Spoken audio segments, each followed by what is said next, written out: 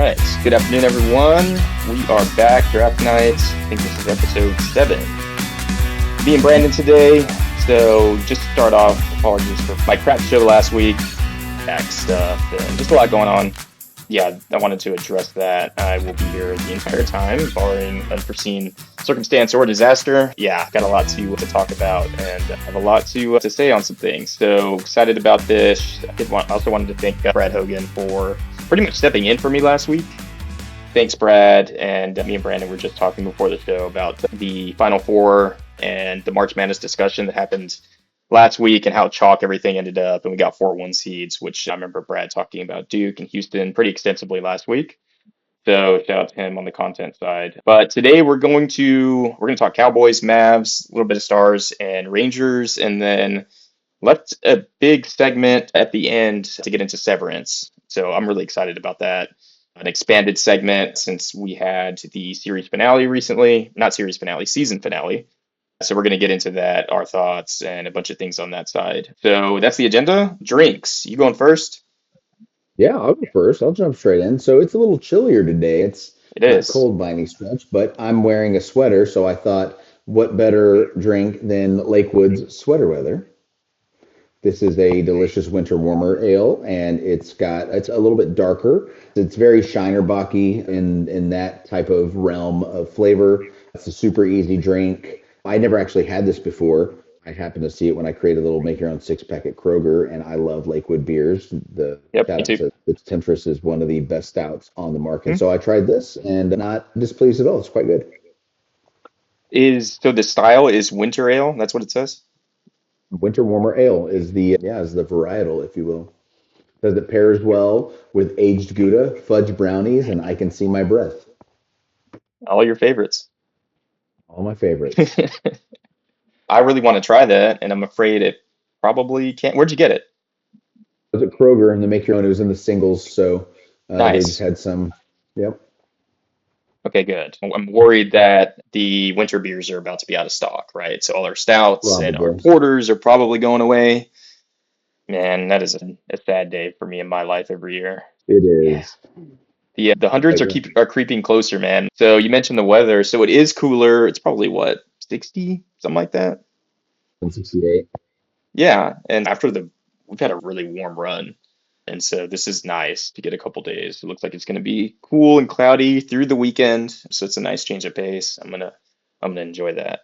But Okay, what I'm I'm gonna going to try and grab enjoy some of that. better, hang on real quick. What I'm going to enjoy better. So yeah, it's going to be pretty chilly. It's 54 and 51 over the weekend. But Nice. then Monday, moving on, there's no rain in the forecast over the next 14 days. 69, 75, 78, 81, 80, 80, 80, 84, 83, 81, 81. I don't know about you, but that sounds like golf weather to me. Best time of the year to live here. I love it because I will be out. I will be golfing next Tuesday for sure at Cowboys because we've got the Master Networks golf tournament coming up. We're having one of our meetings out there to let some of the people see the ebb and flow of the course. And because the course is so nice to us, they're going to allow a few of us to golf for free. So I'm going to get out and enjoy a nice 75-degree sunny weather day. And it couldn't be better than being on the golf course. For all of you that don't know, Brandon's a big shot. He's a big deal. He gets perks that normal people don't get. No, I would hardly say that, but I'm an opportunist, is what I am. I Yeah, know that there's the opportunity to get something, especially if it's free and wonderful, then I'm going to grab it every time. yeah. What do you drink? So I'm not. Let me show the camera. I wanted to shout out. I consider Three Nations to be my home brewery because it was literally 5 minutes down the street. It's the place I spend the most time at. Love Three Nations. So this one's called Haze Wizard, Hazy IPA. I actually don't think I've had this one, so I deliberately have not drank any because I want to try it and then give my thoughts. So here goes.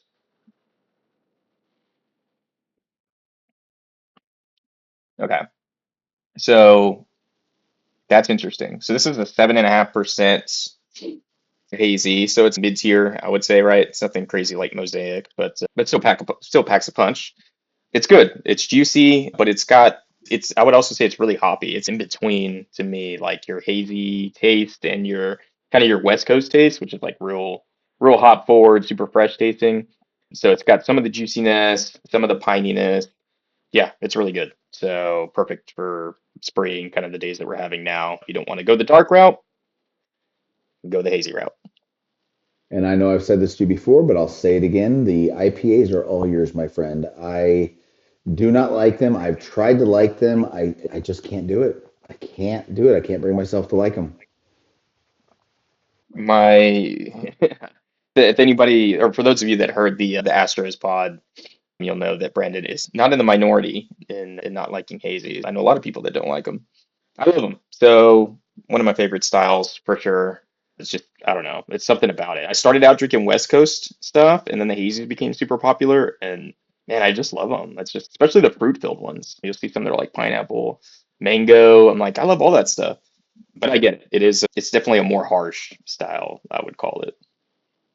Now, I did try New England IPA once, and it was drinkable. Like I'd probably order it again. It was at what's the brewery out in Euless?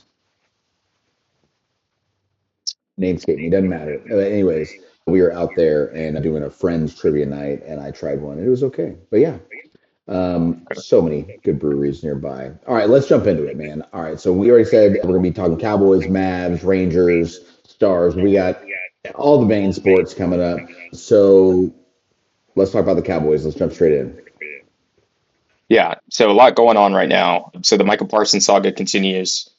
So his contract negotiations taking up all the headlines. Seems like there's something new popping out every day. I sent you a message via text either yesterday or the day before where Jerry Jones was basically insulting Micah Parsons' agent.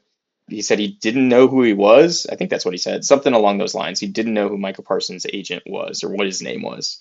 That's just par for the course. Jerry saying dumb shit to the media for no reason at all.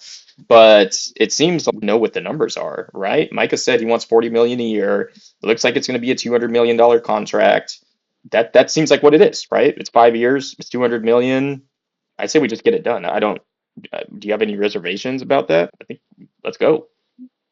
No, I agree. I think we need to get it done. And frankly, I don't care what that number is because whatever number you put on Micah Parsons, he is worth it. He has shown that he is an absolute game changer when he's on the field. The issue that I draw with it goes back to what we talked about a couple episodes ago that Micah was quoted saying he doesn't need all the money. He doesn't Yeah. even necessarily want all the money. He would rather have take less money and have more pieces on the field with him. So this Yeah. completely goes against that mentality, and which of course I understand from the agent standpoint because he's paid contingent on what he can get his players. So it's in his best interest to get the absolute most money so he can make the most. So I get Yep. that, but at the same time, I'd rather see the money stretch a little further for some more players. Yeah, I would be inclined to agree with you if the Cowboys had shown any inclination to go out and sign free agents, which they haven't. So if I'm in Micah's position, I'm like, why am I going to save you any money when you haven't shown any desire to go spend it? I'm just like, I'm going to take less money to go in Jerry's pocket so he can buy his third helicopter. To me, I'm just like, I don't know. Even as a fan, right? I'm like, ideally, what you're saying is what we would want to see. Micah takes, I don't know, 10 million less a year, and that allows us to go get another piece somewhere, whether that's O line, D line, corner, whatever it is. But I don't know how you have any confidence that's going to happen. It won't. The Cowboys have shown it year over year over year that they have no interest in any sort of big free agency plays, which is fine. Except we did just sign we traded for a quarterback, got our backup. I've never heard of that guy. I don't know who he is. Maybe he could fill me in. What's his name? His name's Joe Milton. If that is, That's correct, let me but I double have no check idea that. what that is. Joe Milton, yeah. So I'm not sure. He's a former sixth round pick. He's played one game. He went like 22 for 33 and 250 yards. So clearly they saw something on tape that said, this is our backup.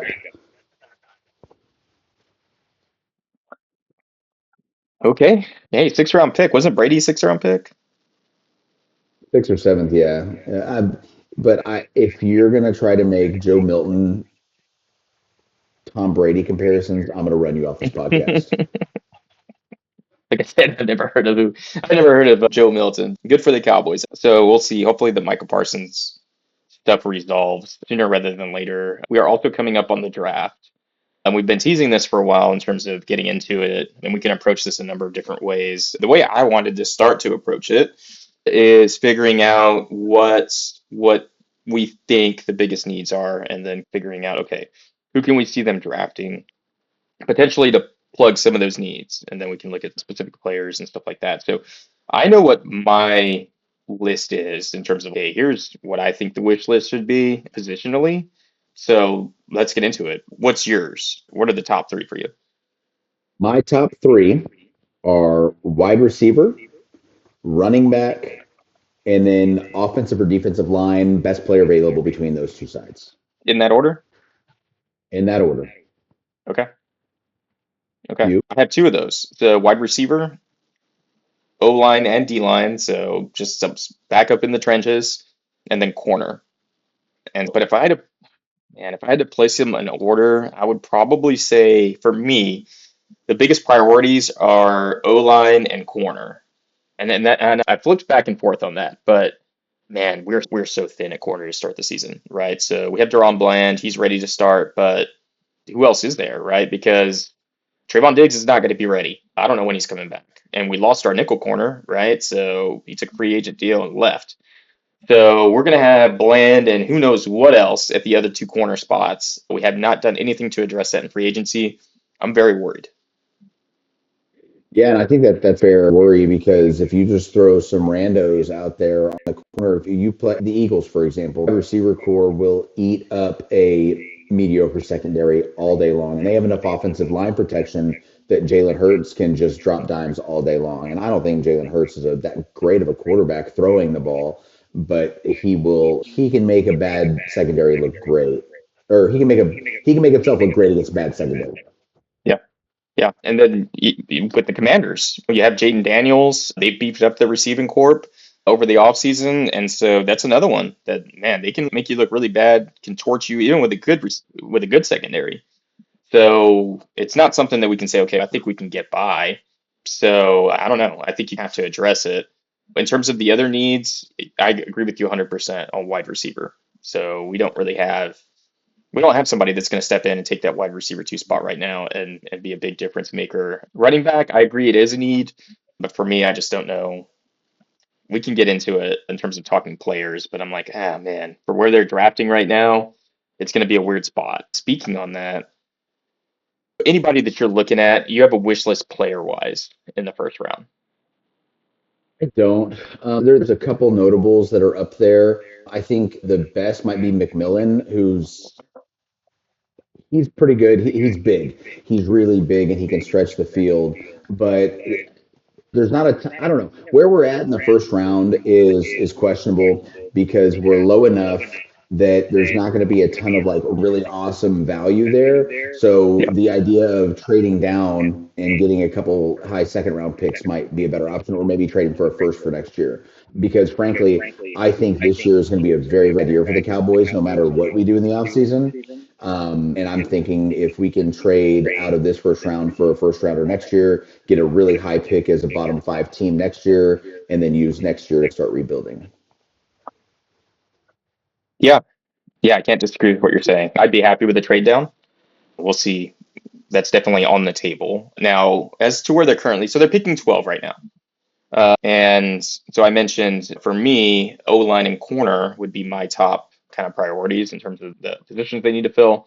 At 12, I don't really think there's going to be anything there. If you look at like the corner position, so Travis Hunter, right? You're killing two birds with one stone. You're like, oh yeah, you can Yeah. fill your corner role and you can fill your that wide receiver two role, but he's probably a top five pick, so I don't expect him to be there. And then on O line, you have Will Campbell, right, as the top tackle in the draft. He's probably top five, top six pick. I don't expect him to be there. The only other corner that's in that area is Will Johnson, but I don't really expect him to be there either. So I don't think there's really a likely candidate right now at 12 to fill either of those spots. Now, that changes a little bit if we start talking wide receiver and running back. So I did a quick search and I just started to look at, all these mock drafts are coming out. This is mock draft season for the NFL. So I went and I read four of them. And so I read more than that. I probably read six or seven, but I saw some trends. So here's who we're getting mocked as players going to the Cowboys. So Omarion Hampton, the running back out of North Carolina, widely considered to be the second best running back in this draft. He was on a couple of mock drafts coming to the Cowboys. Another player, Matthew Golden, the wide receiver out of Texas, who just caught fire down the stretch. And so he's been mocked. You mentioned McMillan. He's been mocked. Let's go into the Cowboys. Typically, he goes earlier, like that 6 to 7 range. There's a possibility there. And then on the defensive line, Walter Nolan, the big defensive tackle out of Ole Miss.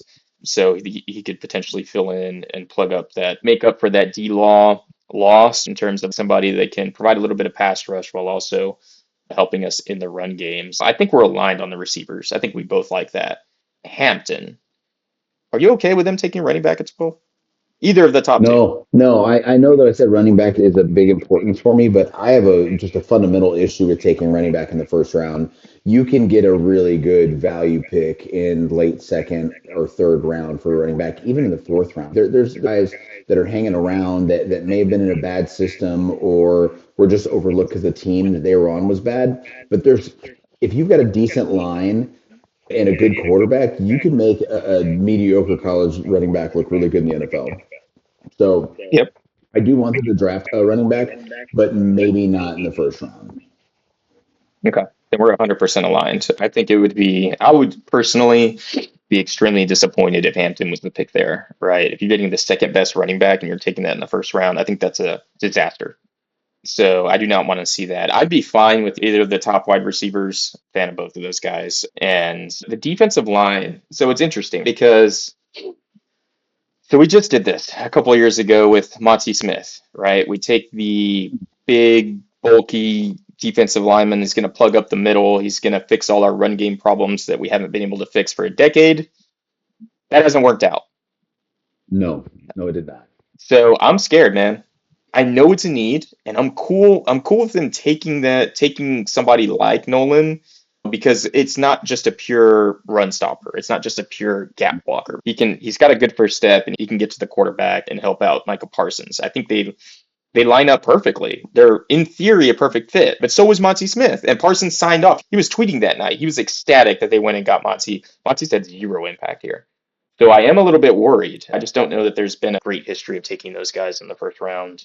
So honestly, from my opinion, I'm starting to lean towards wide receiver. That's what I want. Yeah, it makes sense. But back to like the defensive side of it, I mean, the Cowboys, one of their biggest Achilles heels over the last several seasons has been let big runs happen at the absolute worst times during the game. And it always seems they need a third down stop to force a punt and they rush it for 20 yards. It just always seems to work out that way. And so Yep. that's been a thorn in our side for a long time. And what's frustrating is, because over the last 2 years, we've had elite players at basically every level of the defense. So you had DeMarcus Lawrence, and then Osa has proved himself as an elite player, and then the middle linebacker position with Parsons, and then in the secondary you not only had Diggs, but you had Bland and Lewis. Diggs is, as we've already talked about, not probably going to play, and Lewis is gone. So we went from having really high level players at every single level of the defense to now not having really anything. So Yep. I'm not sure how much just a single defensive line run stopping player is going to make that big of a difference at this point. Yeah, I agree with you. There's more holes to fill. The Cowboys just have a lot of needs, and part of the reason why is they have been less inclined to add and address those needs through free agency. So because of that, we're trying to use the draft just to fill so many positions and to address so many needs. And I don't think it's a great strategy, to be frank, but that's the situation they're in. I'm a big fan of taking your pick and taking the best player available and just going up and lining up with your best guys and trying to play football and build winning teams that way. That's what I always root for. But I think your point is exactly the reason why none of us should be surprised if they trade down on draft night and pick up some assets on day two, whether that be a second or a third, to move down a few spots and take somebody they like. So I hope they have somebody that they've fallen in love with, right? That maybe is in the 15 to 20 range. You can move down 5 spots and pick up an extra, I don't know, late second, early third. I wouldn't be mad at that at all, honestly, because I think one of these guys will drop and hopefully it's the guy you want. I think the one overarching piece to this entire puzzle is in Will McClay we trust. With the exception of Taco and Morris Claiborne over the last decade, he's been a really good personnel guy and has picked some really good players on draft night. I'm comfortable with whatever Will McClay and the rest of the crew picks because they've just done a really good job. So we'll see what happens. But Yeah, agreed. Agreed, 100%. They have a good draft record. I think it's a little spotty the last couple of years, but yeah, you look at the pedigree long term, they've done a really good job of picking O linemen, wide receivers, corners, defensive linemen, linebackers. There's you can spot plenty of winning players. It's a really good talent across the board that they've been managed to draft. That's the strength, right? That's the current strength. If I look at the core Cowboys organizationally, that's the strength of the organization is the draft team. Might be their only strength, unless you count the business side. They're pretty good at that, at yeah, bringing in money too.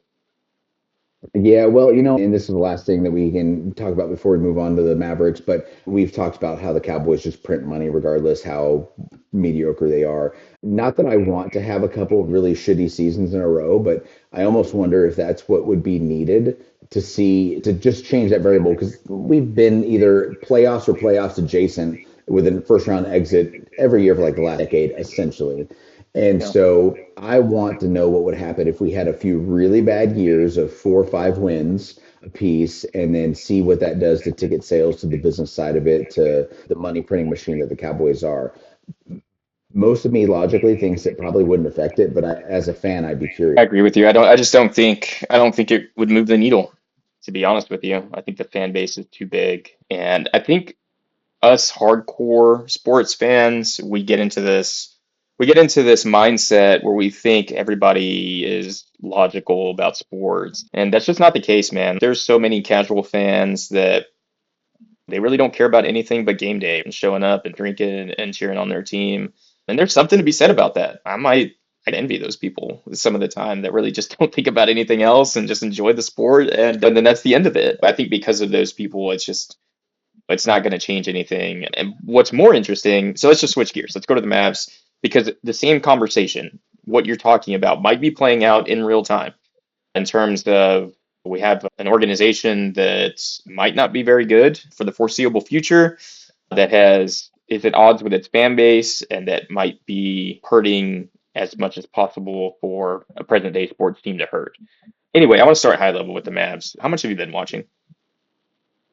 I pay attention to every game. I haven't necessarily had a chance to watch every game cover to cover just because time has not allowed. But Yeah, I go back and check the highlights, check the scores, check the players, check the box score, just to see what's what. Of course, when the players come back, trying to see what like Lively did last night, which shocking, or I should say not shocking that he didn't do a whole lot. But I do my best to check in on every game, get a pulse, because I've got to have enough content to talk intelligibly here. as from a fan passion standpoint, how do you feel? Passion's low. I feel like I'm paying more attention to the Lakers than I am the Mavericks, which is fine. Yeah, But excuse me, I still love the team, and I'm still going to support the team. And I do believe at this point the neo hatred is completely worn off. I'm still at odds with Dumont because some of the stuff he says is just so stupid and so out of touch with what a fan base needs to hear. yeah, But at this point, who knows what happens with the play-in? 3 weeks ago, I was convinced there was no chance. I thought I was Team Tank. I was let's just lose every game. But they've been winning a lot since Davis has come back. So my passion meter is back up a little bit, which this falls into the trap of being a Dallas Cowboys fan. You get that false hope that something amazing is going to happen. You're going to make a deep playoff run, and then you get your heart broken. So I'm trying to temper that. Where are you okay. at? I'm still at ground zero. I haven't watched any Mavericks basketball since the last time I was at a game. I do loosely follow, right, in terms of doing some of the things that you do. So checking box scores, game recaps, stuff like that. But yeah, honestly, I'm probably watching more general NBA than I am the Mavs, just as I'm doing stuff in the evenings. So I'll throw on whatever game's on TNT and watching the big national matchups, some Lakers part of that, or Celtics, or Anytime a good team's playing, I'm usually throwing it on. But yeah, passion, I'm at a zero. There's no passion. I don't care. I know that at this point, they've strung together wins. They've got their players back. I think they're about as healthy as they're going to get, right? Bradley's back, Gafford's back, AD's back, Hardy's back. So I think, unless I'm missing somebody, I think that's going to be your full complement. Yeah, everybody but Exum and Okay. Kyrie.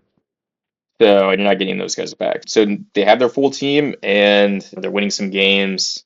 And as far as I'm concerned, they're locked in to the play-in. So Phoenix sucks. I Phoenix is agree. terrible. And the other teams aren't going to catch you. Portland, San Antonio, they're not going to catch you. So you're locked in. So we are what? We're 2 weeks away, I think, from the play-in starting. So they're going to play, and it's going to be. I still don't freaking understand how the damn tournament works, but I think since the Mavs are going to be one of the bottom two seeds, they're locked in. I think they're locked into nine, honestly. They have to win two games, right? So they are going to Mhm. play the 10th. I don't know how that works. Do they play the 10th seed first and then play one of the other ones? I think that's how it works. I think they would play the 10th seed and then they have to play either the 7 or 8 seed. I'm looking it up right now because it's very confusing. Let's see. Yeah, this is not, this is too high level. It's not giving me the exact. That's okay. We'll do some homework and figure that out. Or if anybody that's watching wants to comment and know more than we do, that'd be great. Oh, hang on. Here's a bracket. All right. So yeah, ninth and 10th play each other. Seventh and eighth play each other. There you go. Oh, yes. And then we would play the loser of the 7 and 8 matchup because we have to win twice. And No, no? we would, yeah. I'm sorry. So we play the loser of the seventh, eighth matchup. Yeah, you're Yes. absolutely right. Got it. Okay. So we are getting closer to locked in for game one would be Sacramento, and then game two would be the loser of the Clippers and Minnesota matchup, is how it looks right now. And I'd rather the Clippers. Me too. Me too. Yeah, I don't think we have a chance in hell against the T Wolves. But that being said, man, if Kawhi's there, Kawhi has looked fantastic lately. He looks like the all worlds Kawhi wrecking ball of a few years ago that kicked us out of the playoffs back to back years. Yeah, and so if we see him and a fully healthy Clippers team, to me it's a 50-50 game. We'll see. But honestly, I don't see myself being excited about anything until that point. I am going to a game next week, and then we have Luca's return. I believe that's next Wednesday. Are you going to be there for that one? I still Why don't know. not? I don't know if I want to spend $200 for a nosebleed ticket.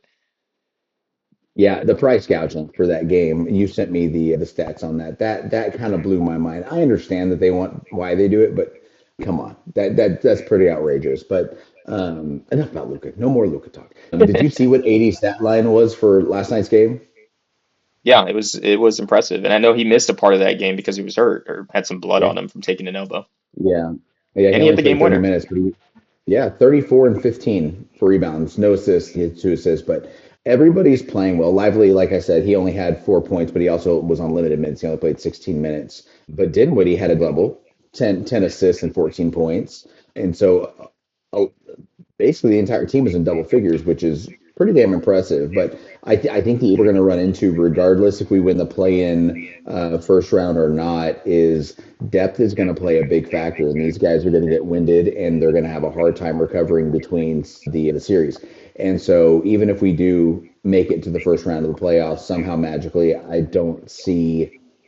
Hopefully they prove me wrong. Like hopefully I'm just being alarmist and playing the woe is me fan that doesn't think anything's going to happen. But I think depth is going to be the divus.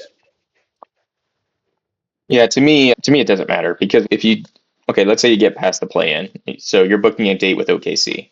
Yeah. Mhm. So a team that is currently, I believe, 63 and 12 and has the greatest point differential of any team in NBA history. It doesn't matter, man. Like they're gonna wax you, but that's a 4-0 sweep. So they have so many people. Your ball handlers, Spencer, Jaden Hardy. Sometimes it's PJ, sometimes it's Clay. They're gonna have to go against a murderer's row of people that really hounded Luca and Kyrie last year. they have no chance, man. They're going to get destroyed. They're not going to be able to run plays. AD is not a creator. That's what you're hoping for, right? If you're really rooting for them to get past the play-in, it's okay. Now you're rooting for your team to get waxed in front of the entire nation against truly one of the great regular season teams in NBA history. That's not a great outcome. Yeah, yeah. Their offensive production has just been, it's fun to watch. They're it's they're just so good.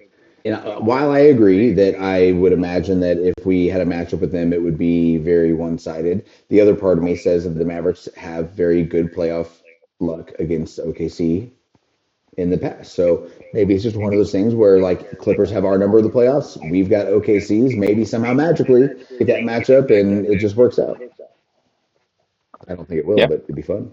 Yeah, you're definitely coming in as the underdog. So, a couple of other things that have happened that are interesting, big picture on the Maverick side. So, one, the Boston Celtics recently sold. They got over 6 billion for their franchise. A lot of smart NBA people think that's the trigger point for expansion. They wanted to see a $6 billion valuation. That way you can sell to expansion teams and the NBA makes $12 billion and that gets spread among all the owners. So it looks like we're one step closer to expansion. One of the expansion cities that is 100% lock is Vegas.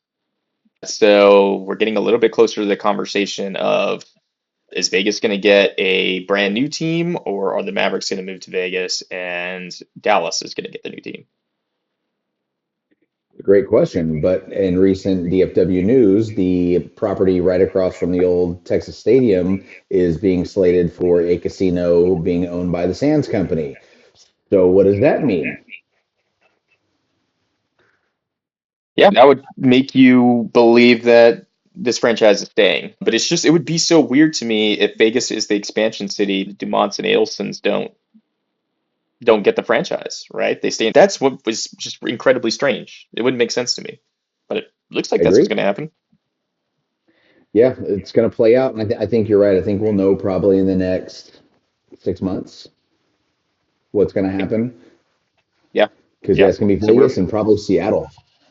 agreed. Agreed. I think Seattle is the other one, assuming they can get a an arena plan approved. But They have yeah, before, so I don't know why they wouldn't be able to now. I think in the past they were stubborn and population wise, right? Because what they essentially said was, you rich bastard billionaire owner, build your own arena, right? Why should the city pay for it? I think having lost their team, I think that's probably softened the stance a little bit, and they're just like, okay, we'll do whatever it takes to bring basketball back to Seattle. And I think Seattle deserves a team. I think it's a great basketball city. It's a great city in general. And there's a lot of history there, right? With the Sonics, I want the Sonics back. I miss the jerseys. I miss the team. They have a We need another team up there in the Pacific Northwest, so I sincerely hope that happens. But the only other thing on the map side I wanted to bring up was continued weirdness happening within the stadium. So the memorabilia showcase that they have there in the arena, I assume you've seen it. Anybody who's been to the arena usually sees it. So I think this week the news came out they got rid of whatever was left that was Luka related. They added a Dwight Powell jersey to it. They changed the name from Mavs Magic to something else. I don't know what the hell they called it. But it's just the latest in a really weird series of events where they're just trying to erase Luka from the franchise's history. So, of all the players to put in that case with Luca's departure, I understand Dwight Powell's got the longest tenure with the team. He's been here forever. Forever. I actually saw a picture the other day that showed how long Dwight Powell's been here, where he was playing against Tim Duncan in a game. So he's been here for a Mhm. freaking long time. So I get it from that angle. But from a prolific player standpoint, like he's nobody.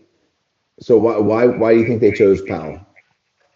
I think exactly what you mentioned in terms of he is, man, if we have to start thinking about this in a historical context, and Dwight Powell is one of the longest tenured Mavericks ever,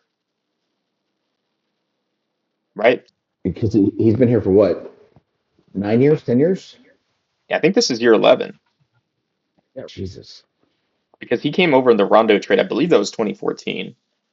2014. His rookie season, July 2015, Powell joined the Mavs for 2015 Summer League. So Wow. I wonder, let me see.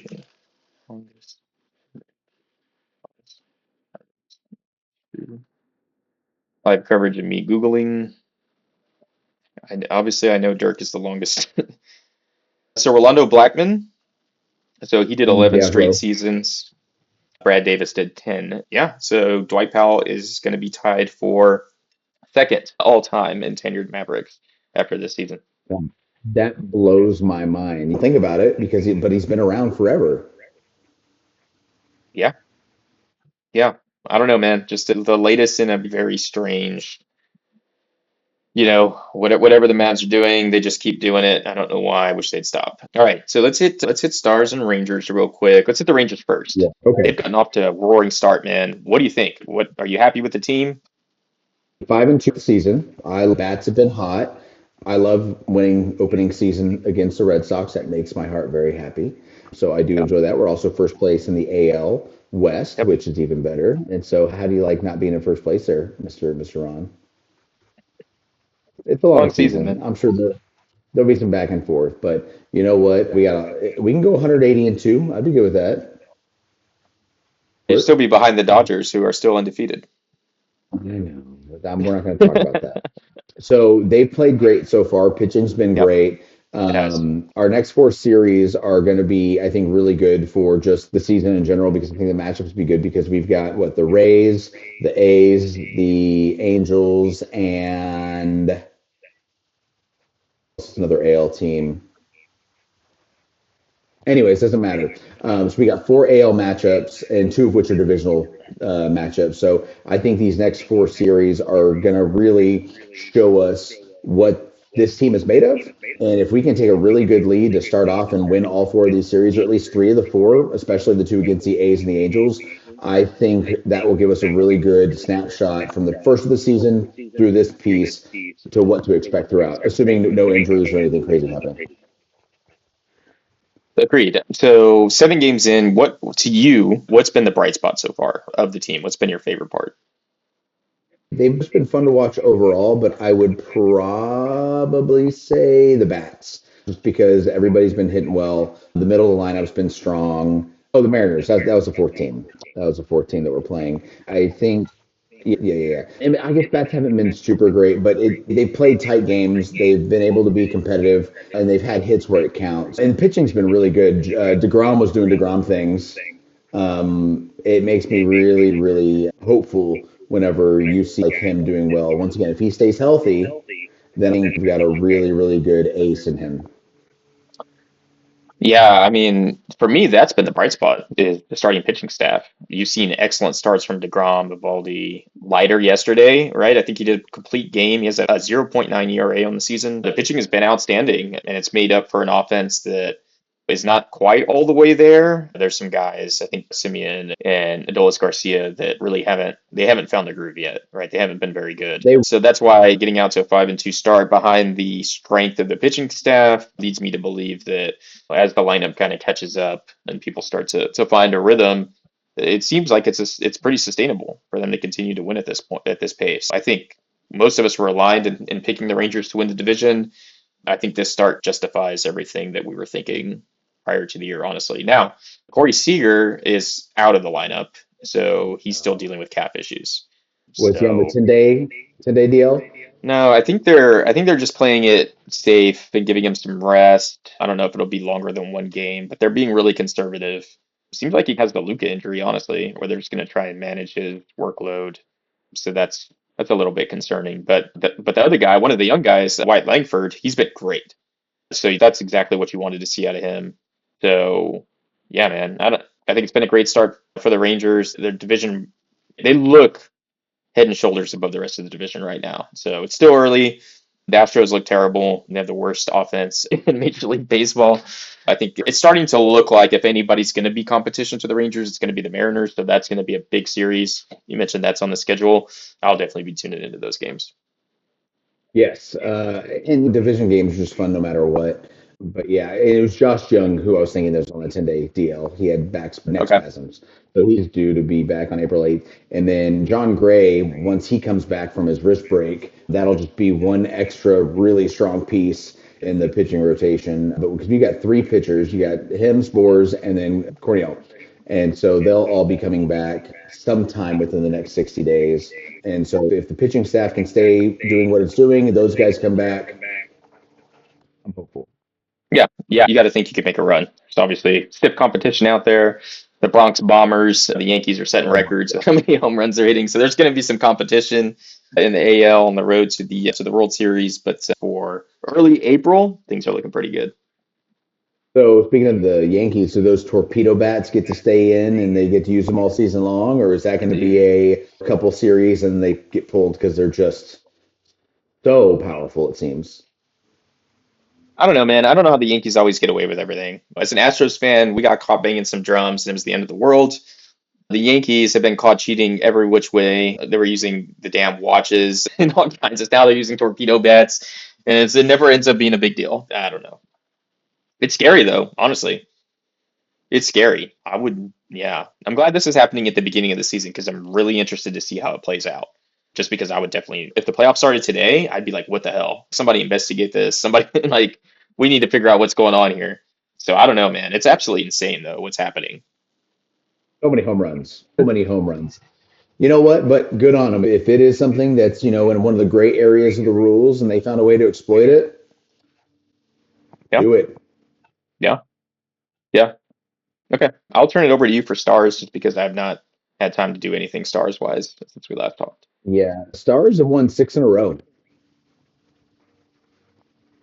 Stars have won six in a row, and it's been great. We are still two games back, first place from Winnipeg, and this is one of the true they control their own destiny cases. So if we win the next eight games, we overtake them for first place, and we secure home ice, we secure first place. It's great. They can go 6-1, and as long as we win out, then we secure first place. They're a really good team though, so I not that I think that they'll win out. They could because they are that good, but it's going to be interesting to see what happens over the next eight games.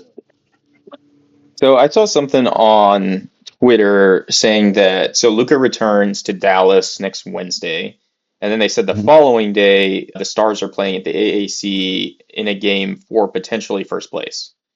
Yeah, So that's a game against the Jets, I believe. okay, okay. Okay, so it is getting pretty fun. Interesting. Okay, next week is going to be interesting, man. It's going to be a fun week. Are you going to either of those games? Nah.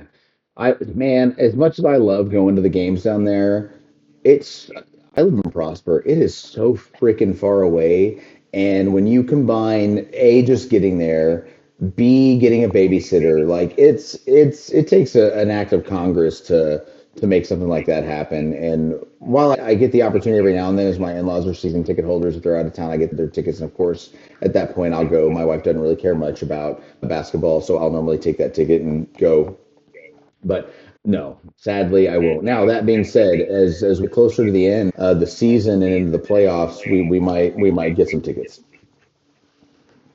Yeah, I think I agree with you, right? Typically for anything that's happening during the week, I generally am out just because you got to get off work, go home, get Yeah. ready, then drive all the way down there in terrible traffic, and then, after the game, drive all the way back home. And by the time you get to bed, it's probably what, 11, midnight, right? For us out in the burbs. So it's something that's really hard to do during the week. I love doing it during the Mhm. weekends, but yeah, during the week, I'm generally out. Okay, anything else on stars? Yeah, secured playoff spot. So it's playoffs no matter Yeah. what. This is the fourth consecutive year to make a playoff spot. So that's exciting. So that just shows what this team has been doing from a just overall performance standpoint. Also with front office personnel decisions, they're just doing all the right things. If nothing else, maybe the other pro teams here in the area can look at the Stars and say, hey, they're doing something right. Let's try to rip off that. Any news on Heiskanen? I saw something about it, but I didn't pay much attention. I I'd thought have to I go back saw and look at that. something. Yeah, I thought I had seen a report somewhere that had good news, but maybe that was live coverage of me Googling Miro Heiskanen. Oh, here we go. That sustained knee injury on the 28th. March 18th, he's likely available for the opening round of the playoffs. I think that's damn good news. Yeah, so Heiskanen and Sagan's expected back in April too. Okay. So maybe stars are aligning. Yes, maybe. I think it can. In our last several games, they've been 5-1, 4-3, 3-0, 5-2, 3-1. So it's been decent goal scoring too, which has been nice. So I think they're getting hot, or not getting hot, but getting a little bit better offensive production at the right time. So yeah, if we can beat the Jets and somehow get that number one spot, that would be really awesome. Agreed. Agreed. Hopefully, I don't know if that game's nationally televised or not, but obviously we'll be able to get that here in the DFW area. So I have my calendar blocked off. I am excited for that one. All right. Are you ready to get into Severance? Yes. Okay. So season two is a wrap for Severance. I think I saw some stuff going back and forth with Ben Stiller. It seems like season three is you would think is a go. Now, there's some questions about what that means. But let's just start with the finale. It was something else, man. There's a lot to get into there. What were your thoughts? How would you rate the episode, 1 to 10? I'd give it like an 8.5. It was a really good episode, but in true Severance fashion, it left so many questions unanswered. I loved at the very end, and maybe you want to talk about this later, but I'm going to jump into this right now. The look that gave to Gemma as she was outside the door, because it had such a look of, it was like a micro expression, but you could tell she was like, which now begs the question, was that Helly or was that Helena? Because Helly was never mean, as Herb said. She was never cruel. She would never give that face. Helen, on the other hand, would absolutely do that. So, what do you think that was Helly or Helena? Oh man, yeah, that's one of the big. So I rewatched the episode, right? So I've seen it twice.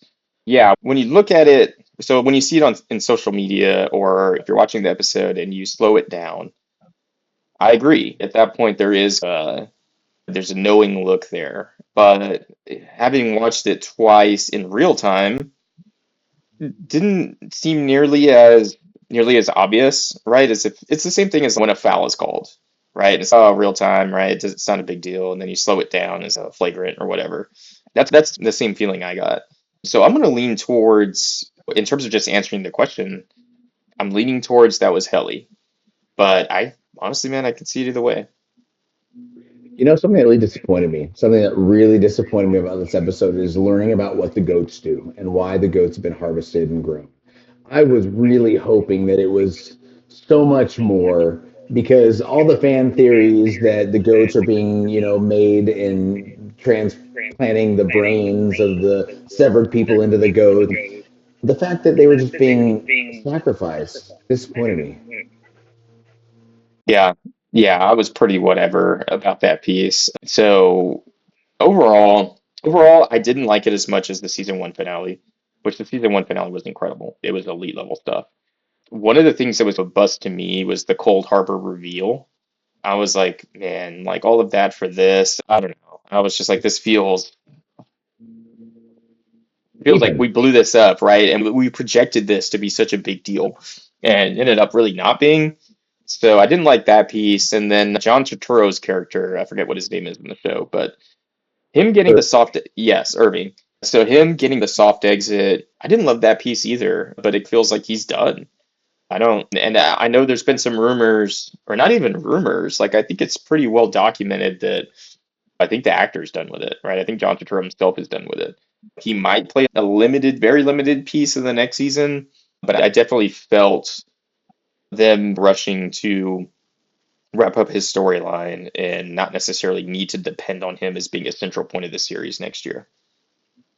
Yeah, and I had reports that the actor John Turturro is over. Another issue that I had with this final episode was the way that Mark talked to his innie with the camcorder.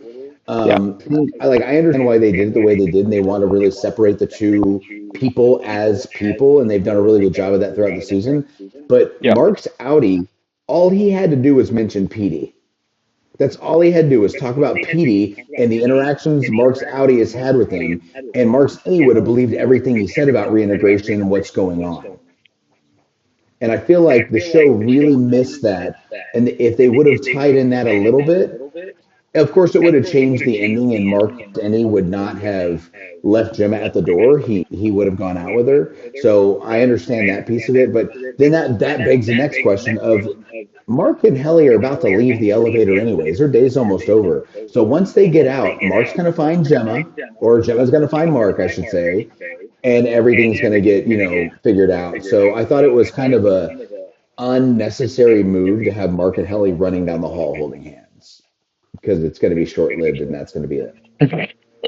You would think. So ultimately, so the end of the episode and the tension, the central tension of the split between Innie and Outie Mark and Gemma and Helly, ultimately that's the most interesting part of the show, right? Because that's the one part that's really, it's the central question in the show that's super relevant to what we have going on today, right? So we're getting deeper into AI stuff and robotics and creating pieces of intelligence that really go way beyond anything that we've interacted before in the past. And so there's going to be some questions in terms of how we communicate with these things, how we utilize these pieces of technology, especially as they continue to get more advanced. So this is a series that I think hits on some of the things that we have to deal with in modern times. So that central piece, that was what worked the best for me in season two.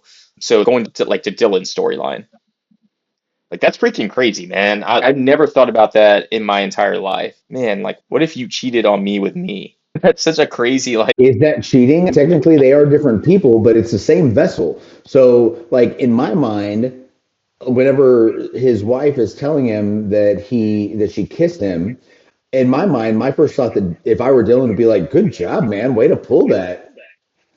But at the same time, they're also having marital issues, so I could understand why he could feel maybe inferior or less than because she clearly is more attracted to his innie and who he is versus who he is in the marriage. yeah, man. That part is so fascinating because there's that piece, right? There's the dynamic of you're cheating on me, but it's with me, but it's a different version of myself. But then you also, it's so interesting because it gets into questions of identity and the prison that we create for ourselves, right? Because everything that makes up Dylan's Audi and his innie, in theory, it's the same, right? Same Right. body, same brain, but the fact that from a personality standpoint they're different in terms of like their ambition and what they want to achieve, all of that stuff's different because their experiences are different. But it gets into questions of identity that we all have to deal with, right? It's like we do create our own prisons, we create these own like images of ourselves, and this is who we are, right? We're whatever. We're sports fans and we consider ourselves to be either class clowns or super serious or we're super ambitious or more family oriented. And it's just fascinating how like we create these images of ourselves and that's how we live our life. But the show does a really good job of saying that doesn't have to be the case, right? That with Dylan, right? There's one version of Dylan that's not a great husband. He's not ambitious. He can't hold a job. He can't do any of that stuff. And with the same set of circumstances, same body, same everything, you have the indie version of Dylan, and he's He's a like an badass. awesome, right? He's a badass. He's an awesome friend. He's a rebel. And so that's the part of the show it's so cool to watch this, man, and digest this because it gives you all of this content, all these questions you never thought of, and you start thinking about the questions and it just makes you see life differently. And that's what's special about the show. And I'll piggyback on that to regard of those four actors that are having to play two characters in every single episode. You know, enough, I imagine being an actor at a high level playing one character in a show, but then you literally have to flip a switch and be a different person. And Yeah. I think it's just miraculous how they've written the show and how the character development has occurred. Yes, I completely agree. I completely agree. And I just wonder if that would be a good thought exercise for more people just to have because it's freeing when you start thinking about it. And it's, yeah, you don't. you're not trapped into being the person that you are today. Like you're the only person trapping you is yourself. You can be a better person. You can be this idealized version of yourself, right? It's not nearly as hard as we think it is. So that's what's so fascinating about the show. So where do you rank Severance in terms of the best shows, your favorite shows going on right now? Not necessarily like right now, like today, but like current shows that are ongoing. Uh, yeah, I mean, we've talked about this before, but Apple TV has done such a great job of kicking out amazing shows. So I think like in the last several years, top shows definitely up there. I think Succession's up there on Max. This is their shrinking Ted Lasso, and once again, three of those being Apple TV Plus shows. I think they've done a great Yeah. job with production. But all time, I'm probably going to put this in a top 3 to 5. So Lost, Breaking Bad are my number one and two. And I definitely think Severance has a chance to get to that point. We're still only 2 seasons in, so they have a chance to screw this all up in season three Yeah. or to make it that much better. So I think after season three happens, I'll be able to say if this is the top three or top five show. Okay. What about you? Yeah. So when we talk about current prestige shows, so I'm thinking of, I don't watch it, but I know The Bear is there. I've never seen it. So good. Okay. It's definitely on the list. But like other shows that I really enjoy, so talking White Lotus, The Last of Us, House of the Dragon, So Yellow good. Jackets, So good. So Shogun, good. Stranger Things, So good. Industry. So there's a lot of those are who I'm like, these are the cream of the crop. These are the best current prestige shows. I'd probably rank it towards the middle. I think they're kind of, it fits nicely in the middle of that group. I don't think so. When I think all time, so all time, you mentioned Breaking Bad. For me, like Sopranos, Game of Thrones, The Wire, Mad Men. It's probably right now a full level below. But Okay. like you said, it's not completed. It's a work in progress. Could it get there? It could, right? If you judged Mad Men after 2 seasons, or if you judged Breaking Bad or Game of Thrones or Sopranos after 2 seasons, I don't think with any of those you'd say, okay, this is a top five show of all time. I have to do some more thinking on that. But it's just not a complete work. So we'll see. Can it get there? Yes. If it nails the So for ending, me, it can. one thing that I think is really interesting about the show that kind of puts it on a different level for me is the fact it's very Lost-esque in the sense of theories and going online and Yeah. talking with other people on the internet about what they think is happening and pausing it in the show and going through every little nuance that you see on the screen because like Cobell was in her, I guess, mom's home and they paused on that frame of all the things on the wall. We also paused at home and analyzed every single thing. And that piece of the show for me is what puts it in a different level of everything else I watch currently. Yeah. Yeah. I completely agree. And see, the other show that's actually going on right now that is very Lost-esque is Yellow Jackets, and for a lot of the same reasons. But if I had to critique Severance, the one thing that so sometimes it is a bit uneven. So like in this season, it had one of the best episodes I've ever seen. So when we get Gemma and Mark's backstory, that was incredible TV. And then it followed it up with an episode that I hated, the one you Cobell's just episode? referenced. Yeah. So there's a little bit of unevenness. And the other thing that I can't quite get over is there is a little bit of coldness. I don't know if it's the setting. I don't know if it's I can't really root for any of these characters the way that I want to because Mark, for example, like his Audi's kind of a dick. Honestly, his innie might be a dick too. So I have some issues with that, and sometimes it's lacking in terms of like humor and like humanness. When I think of like, I probably have a better time and laugh more watching White Lotus than I do Severance. But like I said, there's a lot of potential. There's a lot of things that are moving, right? There's a lot of pieces moving on the board right now, and it's not a complete work. Either way, I'm super excited for season three. I'm fully invested, fully on board. I want to see where this goes. It'll be interesting to see if season three is the final season. We don't know that yet, obviously. Yeah, I don't think it will be either. I think this is a 4 season run, but we'll see, man. Bravo to everybody involved for a great season of television. I was thoroughly entertained, thoroughly enjoyed it, and I'm gonna miss it now that it's gone. What else? Are you watching anything else currently that we can get So you into to mentioned fill the White void? Lotus. Yeah, you mentioned White Lotus. I just finished season 2 or 3 of Reacher, which it's such a bad show. Like it's watched, but it's such from a plot and predictability standpoint, it's in the writing, it's just a bad show. I'm really looking forward to the Lord of the Rings series that's coming out for the next season, Me the too. Rings of Power. Me too. That was good last season. Last of Us is coming back here pretty soon. Yes. Um, but other than that, there's not a lot of other TV. Stranger Things we're waiting on for whenever. Yeah. All the main TV shows come out. I watch them all. My favorite times of day with my wife is after the kids are in bed, we get to watch some TV and unwind, and it's a good Yep. time to Me spend too. together. But what about you? Yeah, White Lotus is about to wrap. The Yellow Jackets is also about to wrap. Last of Us is. I'm looking forward to that. There's a lot of people that have been very high on a show called Paradise on Hulu. I've seen Hmm, 2 episodes. I'm enjoying it. And then I'll shout out one more. It's called Adolescence on Netflix. It's probably the single most powerful thing I've seen this year. It is only 3 or 4 episodes.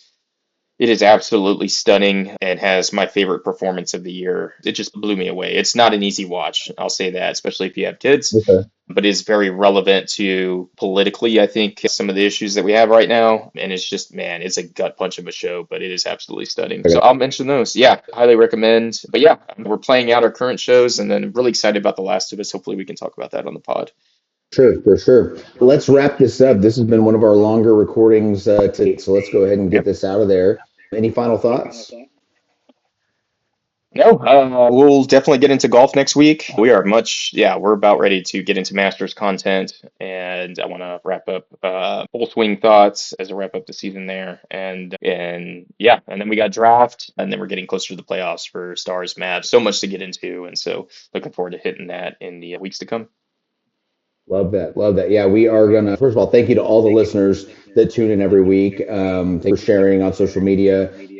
Thank you for just interacting with us on a regular basis and just being helpful on the growth of this. We are on YouTube, Spotify. I still need to get us on Apple, so that's on my list this afternoon to do. You already talked a little bit, but what's up on next week's show? What do you want to drill down on? Yeah, we hit Cowboys, Mavs, Stars, Rangers. So to me, the big things are let's continue talking draft. We'll continue to monitor the Cowboys. I'm sure there's a Jerry can't go a week without creating some kind of news headline. And then yeah, we haven't talked golf at all. Really want to get into what we think the field is going to look like for the Masters, maybe get into our favorites, and then we've talked in the past about selecting our kind of our fantasy golf lineups for the Masters and going head to head. So maybe we'll do that Yeah. next week. I think that would be fun. And then we'll see who wins that bad boy. So that's what I got. All right. I love it. This has been a great show. Thank you so much for partaking as always. And I'm Brandon Cooley. And as always, the next round's on us.